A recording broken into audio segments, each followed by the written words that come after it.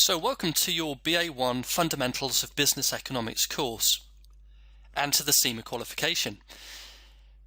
At this stage of your studies, you can expect to be tested on a broad understanding of business economics. At this level of your studies, you're not going to be going into great detail. So, what is business economics? What do we mean by it? Well, as you might expect, we're looking at an understanding of economic policy, but not in a very theoretical way. You don't have to have studied economics before to pass this paper comfortably. Because what we're looking at here is not economic theory, it's at how economic policy can actually influence a business in a very practical way. So as we look at this, we are going to be covering some areas of economics. At any point in time, a business needs to be concerned about both microeconomics and macroeconomics.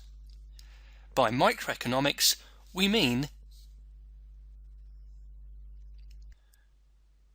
building an understanding of how your individual market, micro meaning small, actually behaves. So how are prices being determined? What is the impact of price changes? Also, how are costs determined? What's the ideal size for your business? Are there advantages in being a big business or a small business? Those are some of the issues that we're going to be looking at. And although microeconomics is syllabus section B, it actually makes sense to start with this area. We're then going to move on to look at macroeconomics. So this is looking at the economy as a whole. Why do economies grow? Why does unemployment happen? Why does inflation happen? And crucially, how do these things affect a business?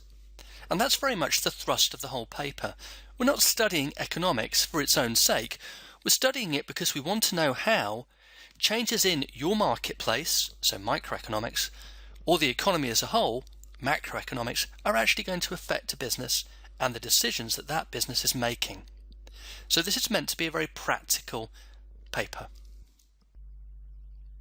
As well as looking at microeconomic and macroeconomic forces today, we're also going to be trying to look forward. Forecasting is important in the real world, and it's something that you'll be involved in as a management accountant.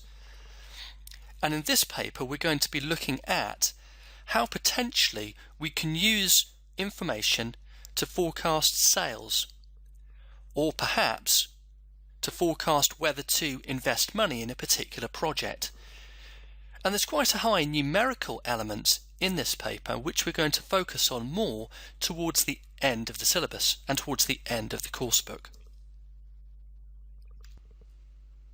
So BA1, the Fundamentals of Business Economics, should take you into the world of business and introduce you to some of the key economic concerns that will affect a business's decision making and some of the important statistical techniques that are helpful for forecasting.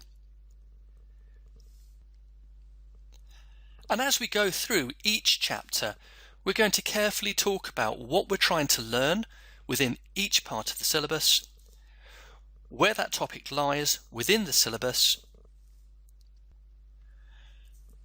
and why the topic's important in the real world as well as in the exam. I hope you enjoy the course. Let's get started.